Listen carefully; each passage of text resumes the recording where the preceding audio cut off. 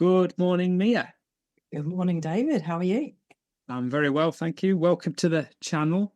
So it's a pleasure to be interviewing you today for Journeys in Coaching, the Specialist series. So for anyone who doesn't know Mia is an executive coach, supervisor, coach, educator, and leadership consultant. Mia was a speaker on our recent Coaching Leaders in Times of Crisis course and is a trainer for the Accredited Diploma in Coaching Supervision with Annie Mass's sister school, the ICCS.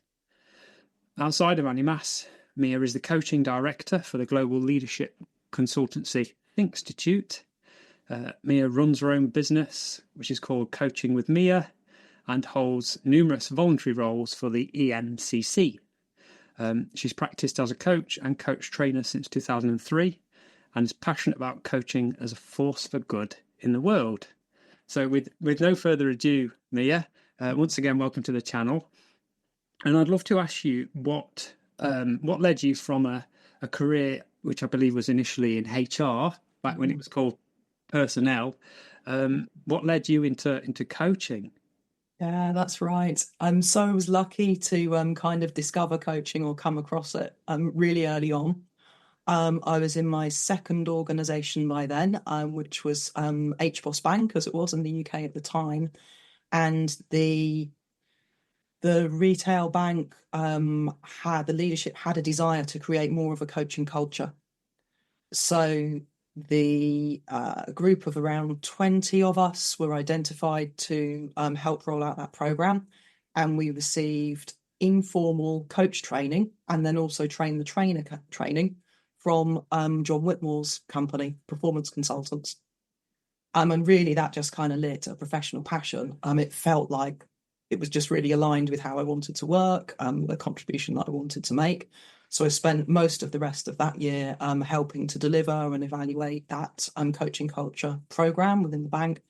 And then in the 20 years odd since then, I've been gradually putting coaching more and more at the centre of what I do. Thanks, Mia.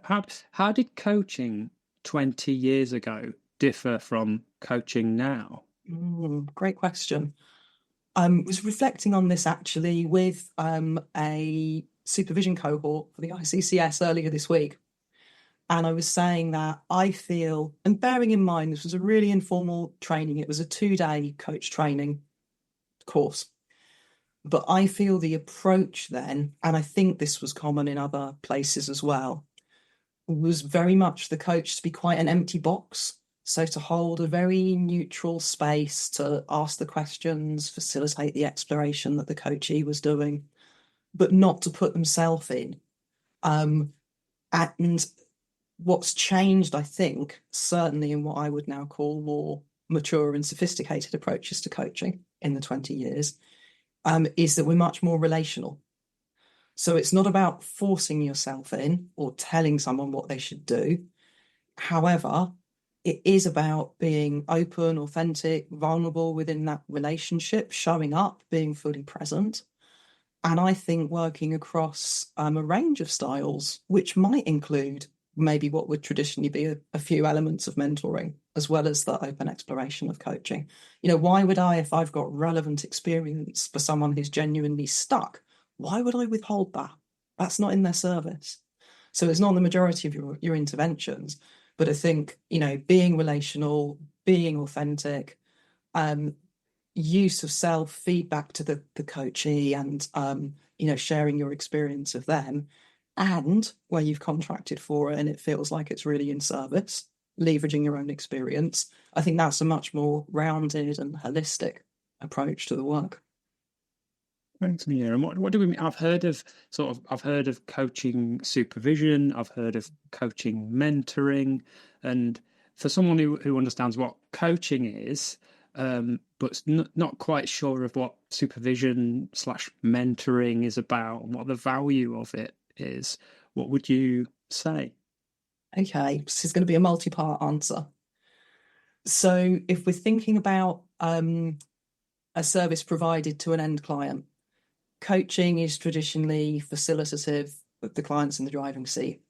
Mentoring in that sense goes back to a Greek myth. And the role of a character called mentor was to guide the development of the hero's son while he was away doing adventurous things.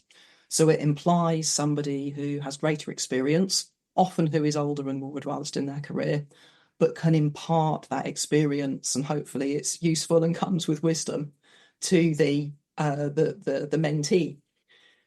That's distinct from coach mentoring in an ICF sense, which is about development of competencies. And I guess lots of people in the Annie Mass training will be familiar with that involves. Supervision then is much broader. I would say that ICF coach mentoring is narrow and deep. It's very focused on hitting those competence descriptors so that you can get your credentialing. Supervision is about competence and skill development, but it's also about the development of the whole person. It's also about a wider take on standards, best practice, norms, ethics. And it's also about, if you like, helping the helper. So helping the coach respond to the emotional load of doing the work, or just what's going on in their own life. So, supervision for me, I think is absolutely essential for effective practice, not only for coaches, but also for mentors, for trainers, for consultants of any kind, really, probably for leaders too.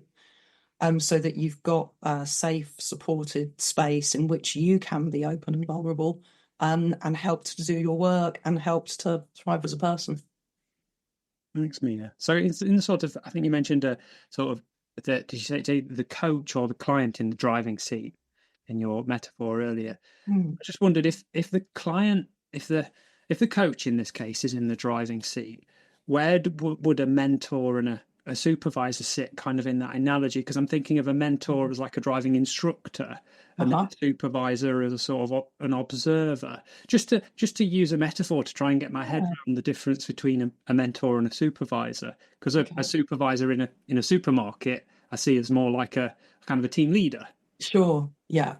Yeah, and I think that's one of the challenges with the word itself, supervision. It implies that kind of hierarchy. I'm the supervisor of this team, so I tell them what they should do and where they should work today. And I don't think I've heard some attempts at other words for it. I don't think that's necessarily helpful. The idea of supervision in coaching has come from supervision in other professions, such as therapy, counselling, social work, medical professions, and religious vocations as well, actually. And so it probably had a stronger mentoring element to it, but that's what it's called. But if we're thinking about those metaphors for the relationship, so yeah, primarily in coaching, client in the driving seat. And actually, I think in all of those forms of help, the client is in the driving seat, but the way that the practitioner helps varies. So mentors will do lots of coaching within their mentoring work. However, there's probably a higher proportion of maybe sharing of advice and experience, active guidance, maybe opening up their network for the mentee to benefit from, maybe advocating for them, perhaps particularly if it's within an organisation. So probably the mentor might occasionally say, well, okay, I'm just going to jump behind the wheel for a bit and show you how this could be done. And they might do that, and then they're going to swap places again so that the mentee's back in the driving seat. But they do a number of other things. Maybe sometimes it's just a hand on the wheel or even hitting the emergency brake like a driving instructor does. That might happen. Supervision. So a risk of mixing metaphors, a quote that I love about the supervisor-supervisee relationship is that it's equal but asymmetric. So you're there to do different things, primarily in supervision. I'm there to support the learning, growth, and professional practice of the coach. So that's why our relationship is asymmetric. But it's equal in the sense that we're both professionals in the same profession. So what I think is probably not right all of the time, almost certainly not right all of the time. But, I guess outside of those safeguarding or duty of care responsibilities, it's not really for me to tell a supervisee what to do, but I am there to help them reflect on what they're doing and evolve it. And if it's a matter where there was kind of standards, ethics, and so on involved, I might be quite prescriptive in what I think they should do, and I would share that with them as directly as is needed. But it could be quite directive. It rarely only needs to be. It could just be a mild suggestion. But the majority of the time, you're reflecting, exploring, doing bits of mentoring and sharing your own experience, sometimes grounding and normalizing struggles. So again, it's not about the supervisor knowing best or kind of getting there first. It might just as well be, yeah, I've also had that challenge. I also fell into that trap, so that you can give some reassurance and support. But yeah, ultimately, it's a reflective dialogue that is in service of, I guess, the coach's clients, and the wider systems that those clients are engaged in, whether that's their organisation, if the coaching is in workplace context, or might be their families or communities are part of that client's wider system, if it's life coaching. I understand. Thanks for sharing, Mia. So if I came to you as a coach, and I mean to speak openly about myself as a coach, I often during and after a session have a sort of a bit of self-doubt about some of the questions I asked, or the reflections that I offered, or in some case the advice that I gave. Was that appropriate? How could I have done it differently or better? Am I giving my client enough value? All of these sorts of internal voices, which do happen for me during and after sessions, and I wondered what the value and importance of me seeking coaching supervision might be, and how it might help with that internal dialogue. Yeah. Well, the first thing is, I'm actually glad to hear you have those doubts and questions for yourself. Doubt's very healthy in that sense. And in fact, you mentioned to do some voluntary roles for EMCC. The next event coming up with one of those groups is on the theme of nurturing healthy doubt and avoiding unhealthy certainty. So you're absolutely in the right zone. So your supervision relationship would be, a safe space to unpack that, and that it's okay not to be perfect, but then also a brave place in which to challenge that and unpack it and say, well, if I was going to do something different, what could I have done? What would that be? So you've got the opportunity for reflective dialogue with a more experienced coach. And, ideally, that coach would also be trained and qualified as a supervisor, because it is a distinct skill set, but that can help you make sense of and navigate all of that. I'm really hearing, Mia, that it sort of will enable me to not only improve the quality of my coaching, but also to just recognise and understand where some of my self-doubts are coming from, and the ways in which they can actually serve me, versus how I perceive them as just an annoying internal dialogue that I wish would go away. Yeah, absolutely. And we take on a lot as coaches, although you're rarely alone in a literal sense, because you're with your clients, but actually it can be quite a lonely profession in some senses. So we often hear about all kinds of helping professions, who helps the helper. If as a coach, you're in a helping profession, your supervisor is there to help you. I like that. I'm sort of thinking of the analogy of put your own oxygen mask on first, but then in the event that you can't put your own oxygen mask on for some reason or another, the cabin crew are there to sort of assist you to put it on. And I'm thinking of my supervisor as a sort of a member of the cabin crew in that analogy. We say this about high performers of all kinds. They're not doing it alone. You have a team, and your supervisor is a part of your team. And if you're in a regular contracted for ongoing supervision relationship, what it means is that you know in advance you've got a scheduled opportunity to put your own oxygen mask on. With somebody who over time, and this is the relational part of it, who over time will get to know you and your ways of working and your practice, And one of the things supervisor can help you do is connect the dots across that, and maybe, notice things that you perhaps haven't. And that, in my practice, I will work with new supervisees on a minimum of 6 sessions, because I think a lot of the value comes from that relationship and that knowledge and that help to sometimes join the dots. And I don't think it needs time to build. Mm. And that's sort of evolved in practice. At times people have said, oh, well, I want to try out a few supervisors. Can I work with you for 3 sessions? And I work with someone else for 3 sessions. I used to say yes to that, but I don't anymore, because I think you deny both of you the opportunity for the value of that relationship to really start to pay dividends. I agree. And it sort of makes me think, perhaps if the conversations with your supervisor at first are difficult and maybe a little bit uncomfortable, perhaps that's because they are indeed the right conversations that you need to be having, versus them being really easy and kind of a breeze, but not necessarily you as the supervisee getting the value that you really need. Yeah, and it's that balance of challenge and support.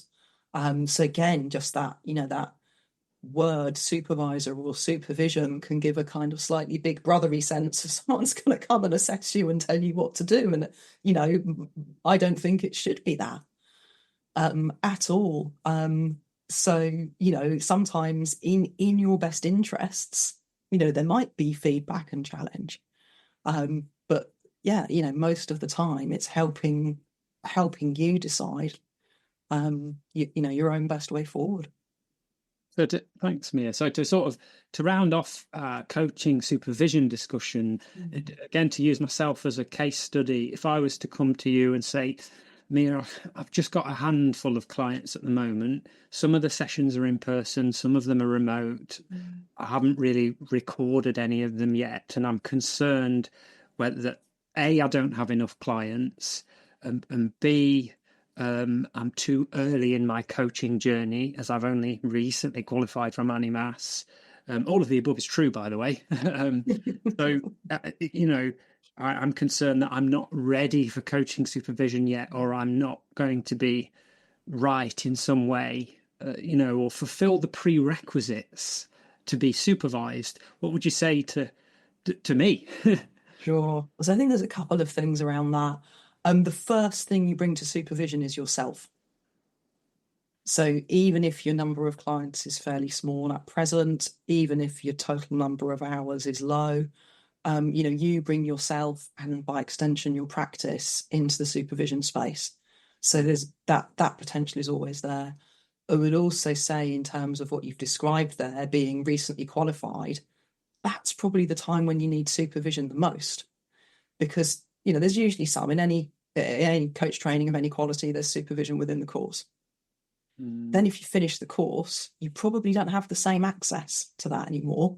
But that's probably also the time when you're trying to expand your number and range of clients, and some more money, possibly take on some things that are stretching and new. That's when you really need a supervisor to help you do all of that as successfully and enjoyably as possible. Yeah, and feels like it. Probably worth adding, so I've sort of talked about this, you as a professional, you as the person, and then the ethics and standards bit. So that relates to what are referred to as 3 functions of supervision. There's a 4th one that some writers have proposed, which is a commercial function. And this is where you might get a bit of an overlap between supervision and mentoring. Also, if you're recently qualified and trying to build up a practice, you might want someone who can give you a hand with that. Now, not all supervisors would choose to work in that 4th function. I do where I can. For example, I don't do any of my business development on social media. So if you want to help with that, I'm in no position whatsoever to mentor you. Mm-hmm. But there are lots of other aspects of it that could help. And in those early stages of a supervision relationship with a newly qualified coach, some of our conversation might also be about that. It's interesting. It's a bit like the analogy of when you pass your driving test, you think, yeah, I've got that certificate now. I have like this lovely little pink license. I'm ready to go.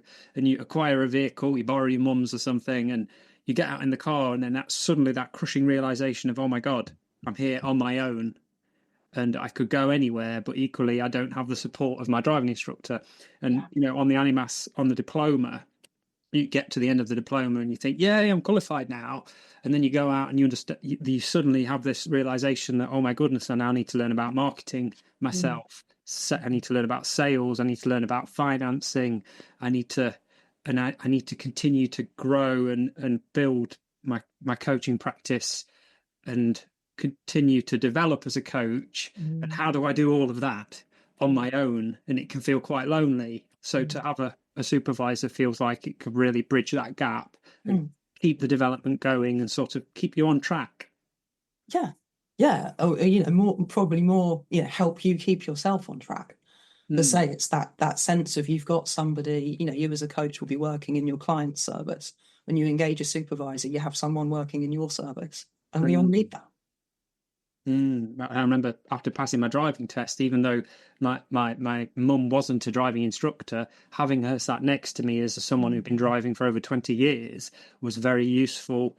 Just in case you got into a situation, you could just ask a question, or you could, get feedback or review something after it had happened to say, oh, I struggled at that junction. How could I do it differently next time? So, so we mentioned how, coaching supervision enables you to maintain your quality as a coach. And we were speaking before the interview, just about sort of in this rapidly growing and expanding and advancing industry of coaching, particularly with things like AI on the horizon now.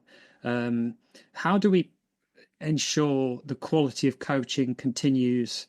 And I know that's an area you're very passionate about. Yeah, so I don't know the answer to that question, sadly. Otherwise, that would be my next commercial venture. But it's really, really current. So, you've got 3 main coaching bodies globally: ICF, EMCC, and AC, and there are others, country-based or regionally based, or different aspects of the profession. I'm actually going to an event in a week or so's time, which is the title is "To Regulate or Not to Regulate." So I'm going as an audience member, not as a speaker. But I just think we all need to get informed and think about what does it mean in a context where the idea of coaching and having a coach has become ever more popular, with thousands and thousands of people entering the profession through various routes and varying levels of qualification.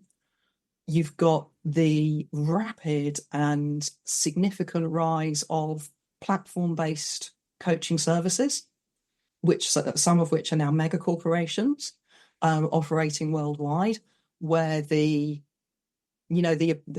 approach, everything from the method of engagement through to what a coaching assignment looks like, is very different to traditional executive coaching. Maybe that's more what I grew up with as a coach over the last 20 years.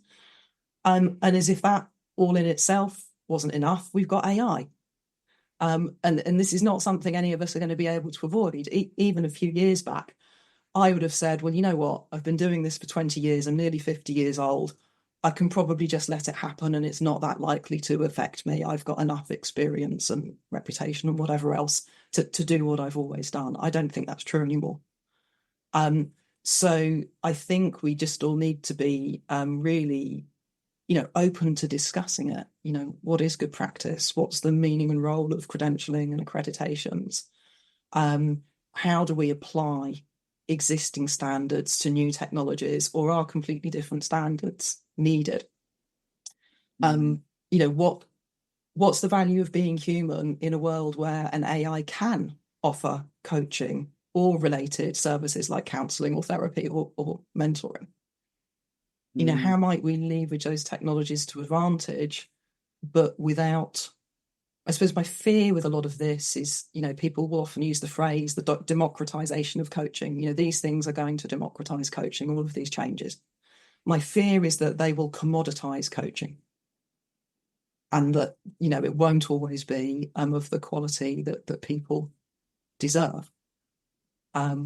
So it's not to say that these things are universally bad. I don't think they are. I think the principle of making coaching or counselling or therapy available to a wider number of people at a lower cost is probably there's a positive intention there.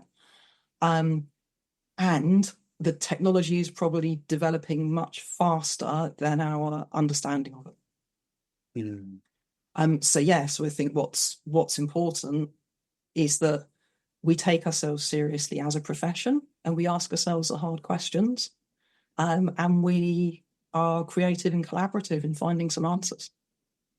No, it's interesting, the AI topic that you mentioned there. I read somewhere recently that what it took the National Grid 50 years to do, from initial conception to becoming mainstream, widely adopted, that took around 50 years. That same level of growth happened for AI in 6 months.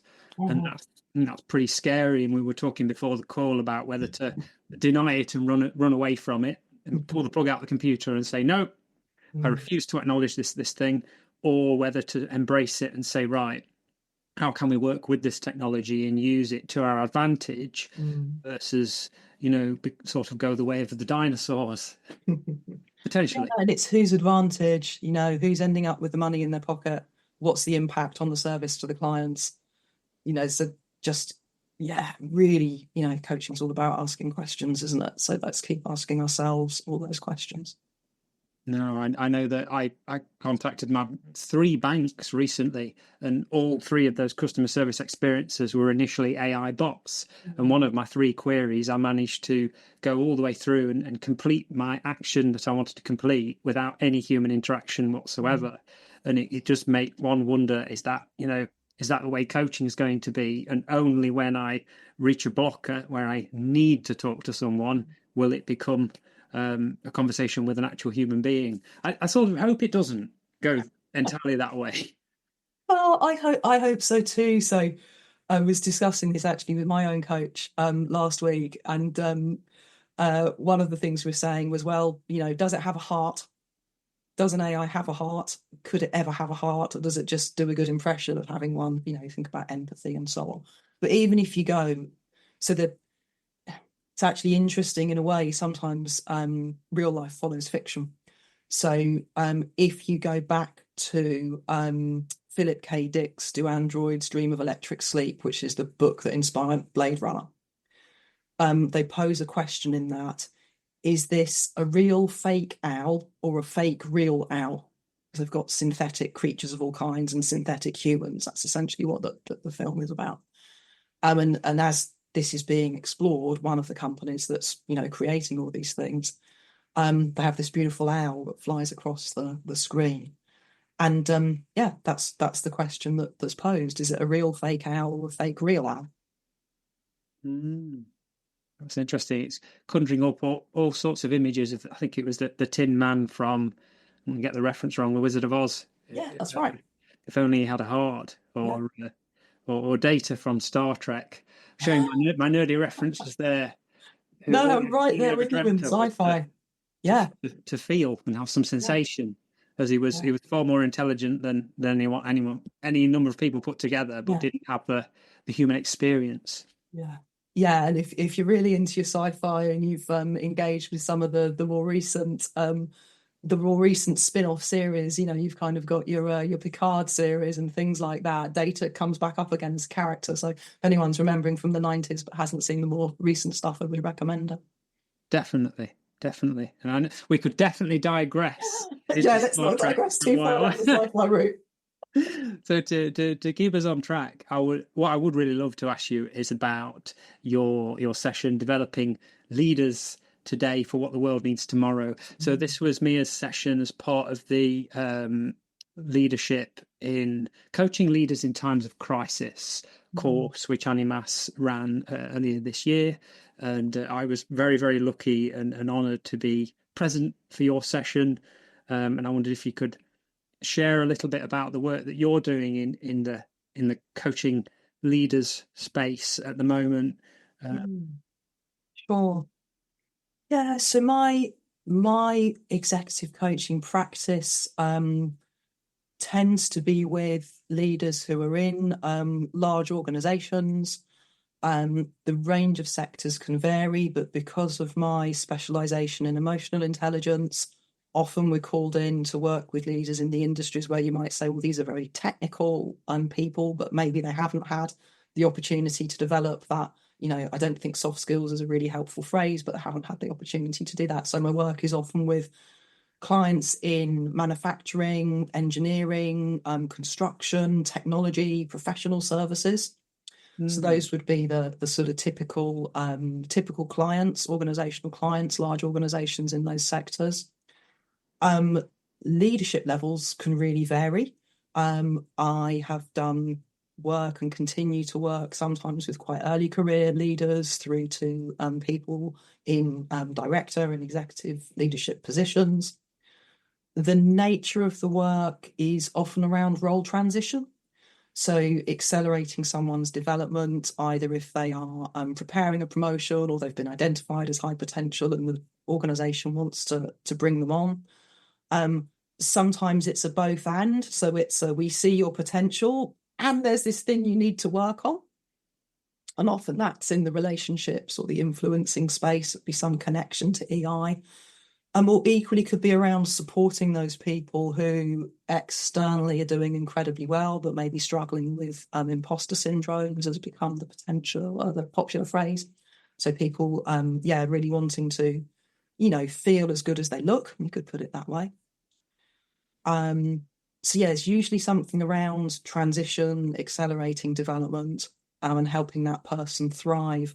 And that, I suppose, then connects to my mission as a coach, which is enabling sustainable success.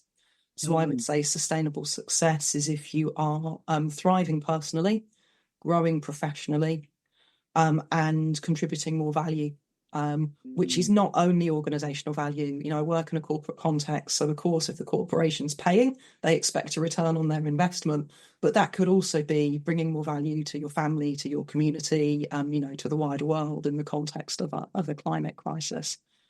Those tend to be the areas that I work on, and that might be an individual coaching assignment, say where one person's identified as high potential or whatever the reason is to initiate the coaching.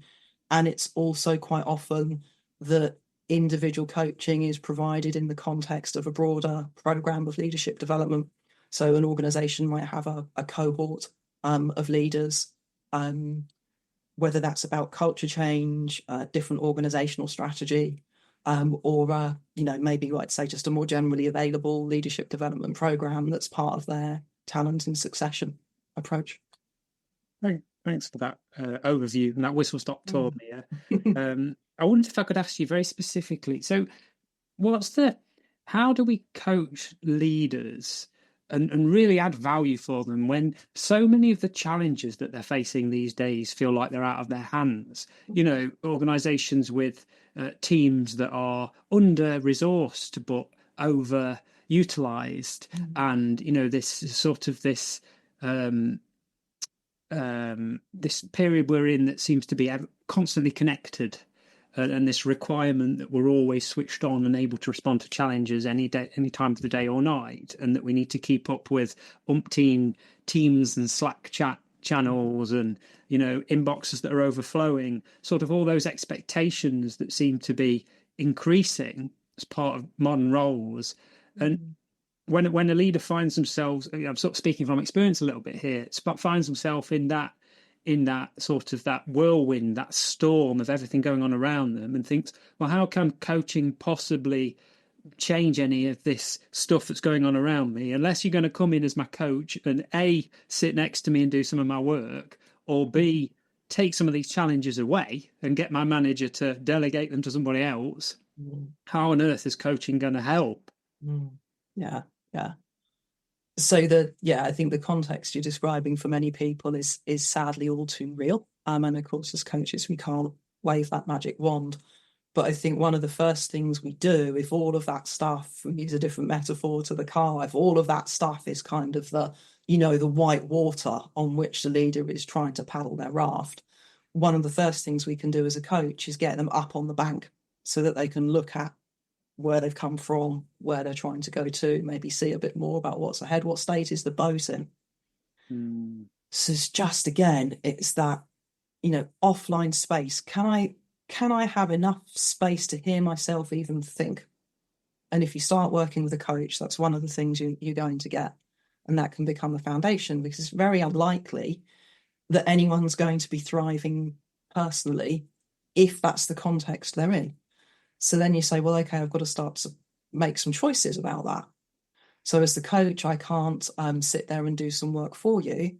But if we can, from our position on the riverbank, make a really objective assessment that your team is under-resourced, perhaps we can make a plan for how you pitch for more team members or less work. It's not always about adding. Sometimes it's about taking away. People might get caught in that kind of, yes, I can do that. Yes, I'll take that on, because they want to show capability and to contribute as a leader. But we've got to recognise there's also a reality principle. We've each got 24 hours a day. We each need to sleep for a portion of that. We've each got limits on our attention and focus and energy, but no matter how much we might want to. There are limits on what's actually possible to do. So, sometimes we might look at the realities of that, what can be changed in the context, or in me, how can I resource myself better to face those challenges? I like it. So in the boat analogy, if the leader's feeling like they're in this boat that's riddled with holes, it's sinking at pace, half the team are just constantly trying to bail water out of it. The other half of the team are off sick with stress. And some people have fallen out the boat, and the boat is just in a complete and utter state, and it could only be worse if the boat was on fire. So in that analogy, it's helping them to kind of bring that boat to shore, get off the boat, and to see it for what it is, see it and reframe it in a way. Yeah. And it's trying to, there might be some say, whether it's in the organisation, it's physical or financial resources, or resetting expectations. I think there is very often work that the leader themselves can do. So, a lot of people, for example, just really straightforward examples, struggle with delegation. They are still doing things that they ought to be giving to their team. Why are they not doing that? Or maybe it's because they fear the loss of their perceived expertise. Maybe it's because they're so worried for the welfare of the team that they don't want to give them that extra. Maybe it's just sheer force of habit. There could be 100 different reasons, but if we can recognise that's something that the leader themselves could do differently, and they can identify some effective strategies for doing that, they've created some more capacity for themselves. So it's probably going to be a mix. There's probably going to be some things that the individual can say, yeah, I can see my part in that. I can take responsibility for changing that. And then there's also likely to be some things around them that say, well, okay, as I'm set up right now, I'm not properly set up for success. And depending on the organisation they're in, they might feel they're not able to challenge that at all. But then we're into coping strategies, or even if you can just find one or two small things, there might be the possibility of getting support in whatever way, so that you're working with a more manageable expectation. No, thanks for that, Mia. You reminded me of an experience I had with a leadership coach a few years ago as a young leader myself, when they simply drew 3 circles on a piece of paper and introduced to me 3 concentric circles, and introduced to me the sphere of influence. Putting in the middle what, the things that are completely outside of my control, the things that I can influence but I can't change, and then right in the middle, the things that I can actually change. And when I put all of everything that was in my head all on that piece of paper, I realized that the vast majority of what I was worrying about was either in the maybe I can influence it space, or just in the I have no control over this. So the value in worrying about it and stressing about it was zero. Yeah, absolutely. And you might have gone on within that model. So I know that from Stephen Covey's book, from 7 Habits of Highly Effective People. I'm not sure if that is the original source, but that's where I know it from. What he writes about in that is, if we're putting, physical and emotional energy into the things that are in our sphere of concern, that impact us but that we can't affect, actually what happens is our sphere of influence and control shrinks because we're giving less attention to what we could be working on. Whereas when we put our effort and energy into those things that we can control or influence, they tend to expand. So yeah, so being able to work out which is which, and yeah, be intentional about, you know, time and energy, and it's probably our most precious resources and attention. Yeah, again, you said all of those kind of Slack channels and constant on and whatever else, probably, you know, our attention maybe is our most scarce resource now, even more so than time itself.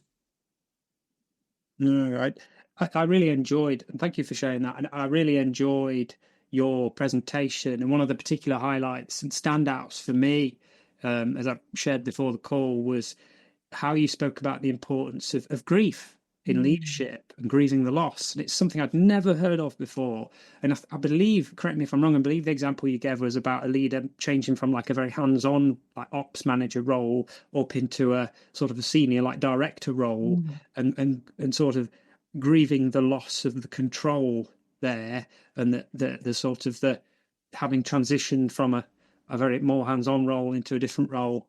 I wonder if you could speak a little bit more on that.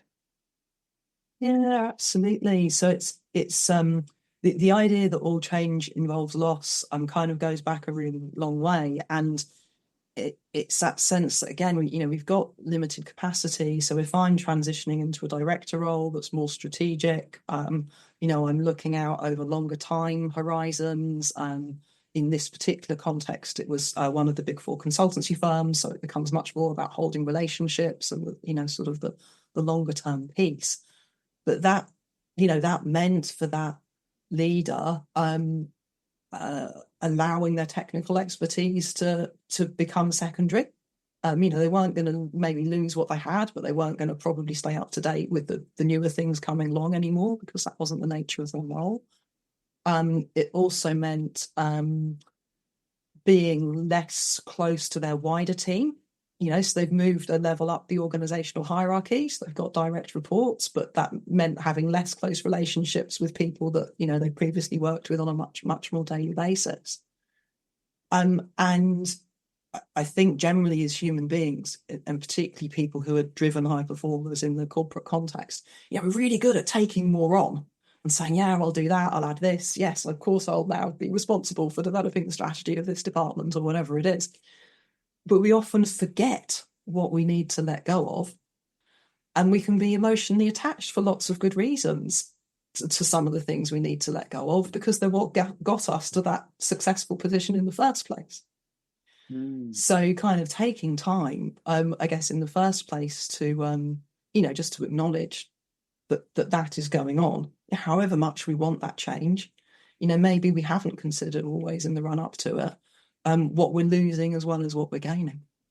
I know it's a powerful principle. I've seen there's a whole book written on it. The importance of what got you here won't get you there. Sure. Acknowledging that those behaviors and patterns, and particularly with people in technical roles, becoming a specialist and a subject matter expert, and then naturally sort of getting promoted to a manager.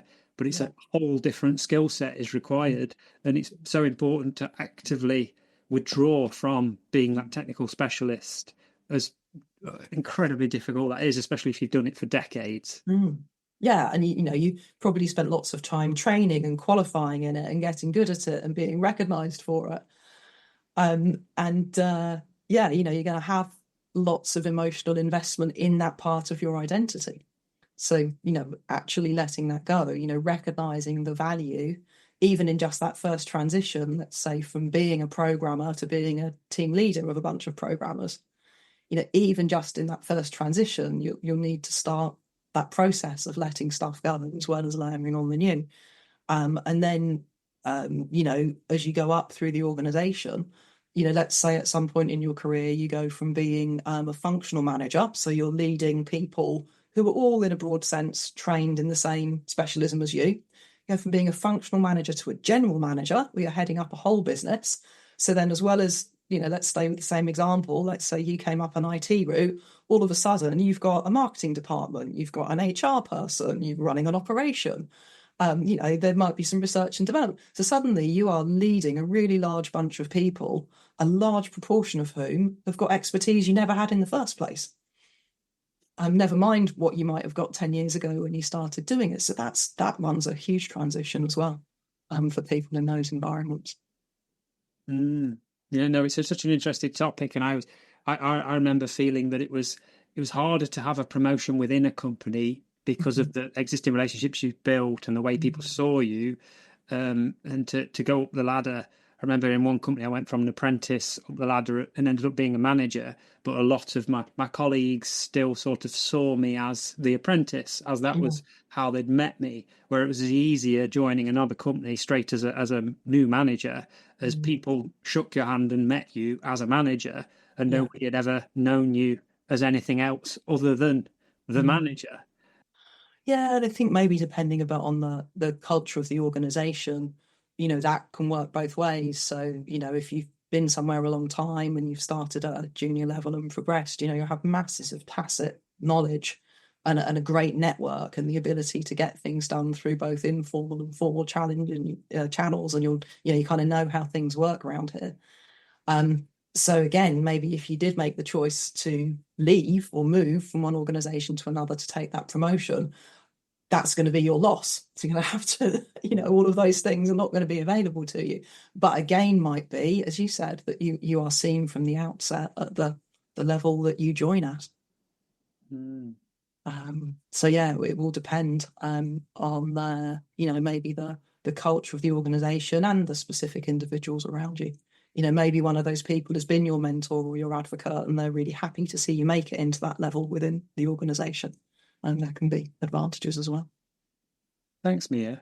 I wondered if we could just switch gears and just talk a little bit about. So I spoke to a lot of other people in interviews about the delegate experience with Annie Mass, with being a delegate on leadership, neurodiversity courses, a delegate on the diploma, supervision course. And I'm wondering if I could ask for sort of the unique perspective from your side of being a facilitator and a speaker and a trainer, and what the experience is like. Yes, from your angle. Yeah, so to make sure I've understood right, my experience of kind of working with Annie Mass in those roles and capacities. Yeah, and in the sort of the spaces, because as a delegate, the space has always been, particularly in the leadership course, for example, it was very, very interesting to be surrounded by leaders of all levels, and coaches, and some of the conversations that happened in the Q&A sessions and in the breakout rooms were really fascinating, and in some ways as interesting as the speakers' presentations, as just all of the different angles and perspectives that came in there. And I'd love to know more about how it was from your side. Sure, yeah.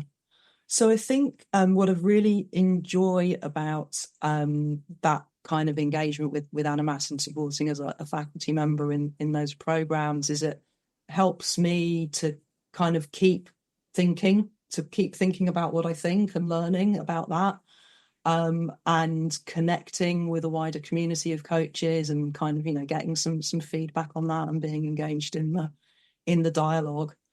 I think maybe what's less obvious from a delegate perspective is that as a whether you're a presenter or faculty member or whatever, you mostly see small slices of what for the delegate will be a complete experience. So if I take the accredited diploma in coaching supervision, there are 3 of us that share the teaching of the workshops. Over and above that, there are other faculty members who run reflective practice groups and who provide individual mentoring. So a delegate, a participant in that programme, it takes part in all of those things. I will only take part in roughly 1/3 of their taught workshops, which are only one component of the broader programme. So, they're not, what, to a greater or larger extent, depending on the programme, then it's like, how do we connect as a faculty and kind of, exchange, where a particular group is at. And sometimes that's quite extensive. Whereas with something like the coaching leaders in times of crisis, I watched back some of the earlier sessions as if I was a delegate. I wasn't able to join many of them live. But there was, there wasn't any contact on a wider scale between the different presenters. Interesting, because and I bet from a satisfaction and sort of a reward point of view from your side, it must be very rewarding to see the candidates, even if you do only see them like in the supervision course over one section of the course, to see the progress that they're making and the development happening and the light bulb moments, as many of us have, and some of the Q&A sessions, the insights people offer.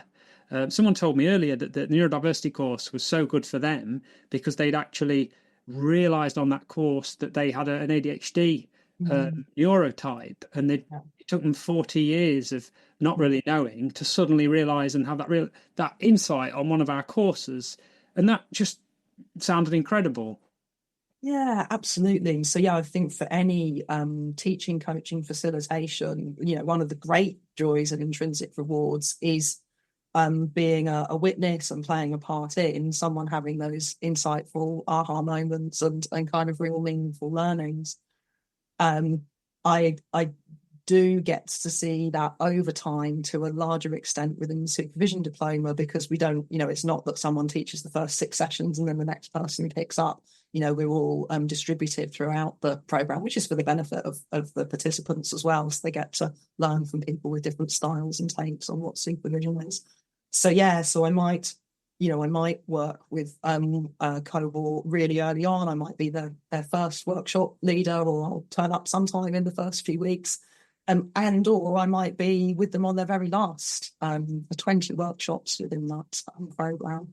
If I'm not with them in workshop 20, I probably will be in workshop 17, 18 or 19. We do get to see how people progress over time. That's great.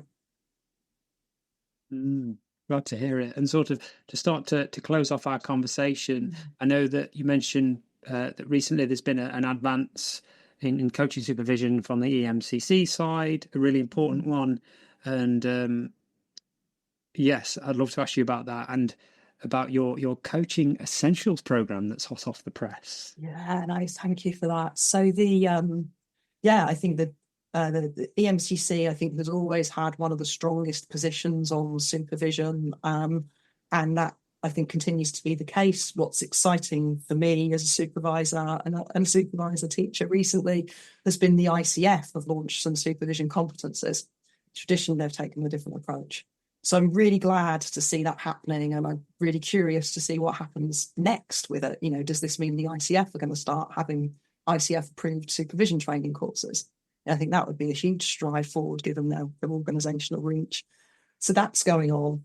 The coaching essentials program that you mentioned is something that I've developed for the Thinkstitute, where I'm a coaching director. So this is something that really fits a particular need we come across in the corporate context, which is not so much money related, but organisations can feel it's a huge ask to release maybe their HR or learning and development professionals for the number of days it takes to train in something like the Annie Mass diploma. So Coaching Essentials is an EMCC accredited program at foundation level. So the taught workshop is just 2 days. There's lots of things, webinars and supervision and other support around that. So in total, it's a 3 to 6 month program. But it meets that need that is out there for quality assured, introductory initial coach training that will get people up and running in an effective way, and that meets a set of professional standards. I see. So it's making coaching more accessible. Yeah.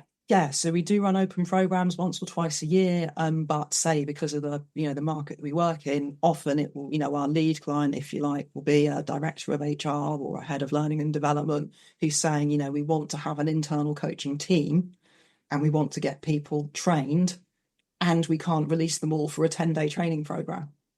So that's where an EMCC foundation level program really helps to meet that need.